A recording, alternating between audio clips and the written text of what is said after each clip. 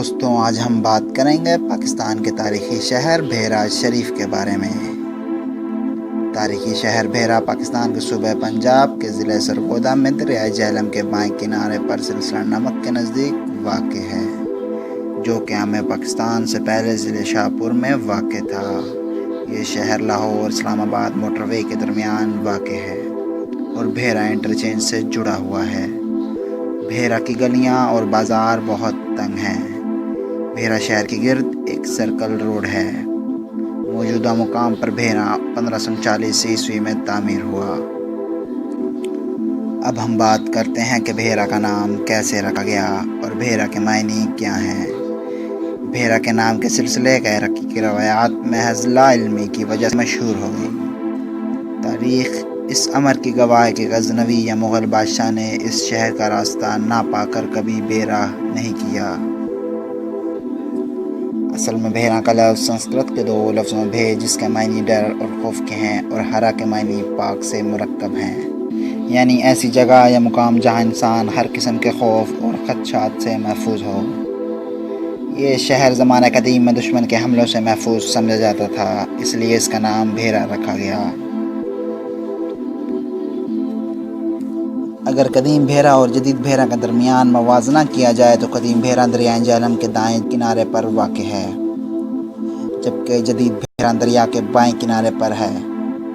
تو پہلے ہم قدیم بھیرا کے بارے میں تبصرہ کرتے ہیں۔ قدیم شہر میں اس وقت صرف کھنڈرات کے ڈھیر ہیں۔ یہاں کی گلیاں اور بازار دریائے جہلم کے دوسرے کنارے سے دیکھے جا سکتے ہیں۔ بھیرا ہڑپا اور موجودہ سے زیادہ قدیم ہے۔ 1300 سال پہلے بہت سے مسلم صوفیات بھیرا سے گزرے، جو ایشیا بھر میں مشہور تھا۔ پہلے تاجر اور علماء یہاں آئے تھے اور پھر غزنوی، غوری، ظہیر الدین بابر اور احمد شاہ ابدالی راجوں اور مرہٹوں پر جو حملے کیے گئے تھے وہ سب یہاں سے ہی گزرے تھے۔ آریاؤں کی آمد سے قبل بھیرا مغربی پاکستان کی تجارت کا مرکز تھا۔ دوسری چیزوں کے ساتھ ساتھ حضرت سلیمان علیہ السلام کو مور بھی پیش کیے جاتے تھے۔ اس علاقے کے لوگ بہت پڑھے لکھے تھے۔ دوسرے شہروں اور ملکوں کے لوگ بھی طب اور جغرافیہ وغیرہ کی تعلیم حاصل کرنے آتے تھے۔ سکندر یہاں 4 دن ٹھہرا۔ یہ قدیم بھیرا شہر 1545 عیسوی میں پٹھان فوجوں کے جھگڑوں کی وجہ سے تباہ ہو گیا اور پھر جہلم کے بائیں کونے پر تعمیر ہوا۔ اب ہم بات کرتے ہیں جدید بھیرا کیسے تعمیر ہوا۔ شیر شاہ سوری نے شہر کا معمار تھا۔ جب شیر شاہ سوری نے پرانے شہر کا دورہ کیا تو تباہ حال علاقے دیکھ کر شیر شاہ سوری بہت افسردہ ہوا۔ اس نے دریائے جہلم کے بائیں کنارے پر ڈیرے جمائے۔ قائم ناتھ کے جھونپڑے کے نزدیک اس نے پہلی عمارت تعمیر کی۔ اس نے نئے شہر میں شاہی جامع مسجد تعمیر کی۔ یہ مسجد دلی، آگرہ اور لاہور کی شاہی مسجد کی طرح خوبصورت نظر آتی ہے۔ اس نے جرنیلی سڑک کے ساتھ ایک عیدگاہ اور مسافروں کے لیے پانی کے تالاب بنوائے۔ مغلیہ دور میں بھیرا کو عظیم رتبہ حاصل تھا۔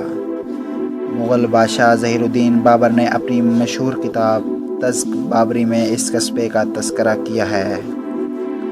قصبے کو تباہی کا سامنا کرنا پڑا جب شیر شاہ سوری نے 1540 سے 1545 میں ہمایوں کو شکست دی اور پھر پٹھان فوجوں نے اپنا انتقام اس مغل قصبہ بھیرا سے لیا۔